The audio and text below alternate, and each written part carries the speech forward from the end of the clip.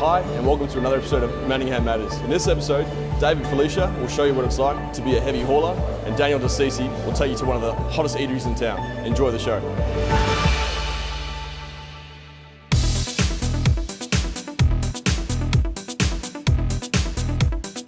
Thanks, Craig. Awesome session. Thanks for having me. Tell us a little bit about the business.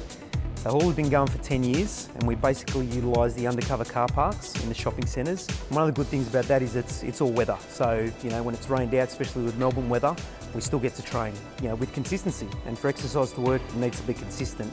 It's also a measurable program, so it means that people can set a benchmark and try and beat their own scores as they go forward. They're not mismatched or teamed up with anyone who's maybe fitter than them or not as fit as them. So everyone gets their own relative workout, which is good. So most of the exercises are drag-based by nature. It doesn't create a lot of soreness, and therefore you get your recovery quicker and you get your benefits quicker as a result of that. And it's body friendly, so really anyone of all ability and ages can do it with very minimal risk of injury. So my mum does it, she's in her 70s. Nice, she did real well. Yeah, she's in her 70s, kept the pressure on. Because you train with other people, you're connected, you're part of something. And it encourages you to want to actually push hard and turn up to your sessions and challenge yourself. And look, whilst people are not competing against each other, you're definitely feeding off the energy in the group. So group exercise is definitely where it's at in terms of effectiveness, in terms of sense of belonging as well. And we found there was really nothing in group exercise that was measurable, where people could try and chase down their own scores, set their own benchmarks. Loads of variety, the exercise change every month, and it challenges you to just perform better and to grow and develop. And that's what we're here for, to give results. Craig, thanks for having us. Absolute pleasure, mate. I enjoyed every minute of it, and best of luck with the business and look forward to catching up again. Thank you.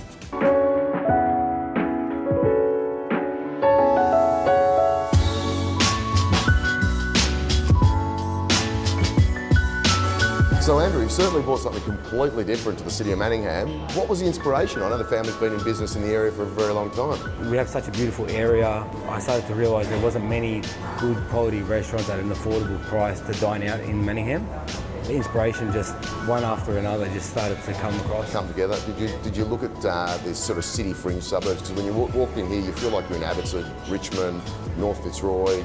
Certainly don't feel like you're out in the suburbs. Well, one of the concepts in my mind was to create a dining experience similar to something you'd find in the city.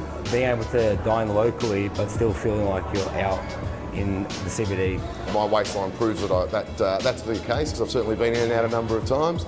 With regard to that, the way you develop the menu, I noticed that there's a big shine on both the indulgent and the healthy eating options. I want to create a menu where the fish was the hero, but also having the burgers shine.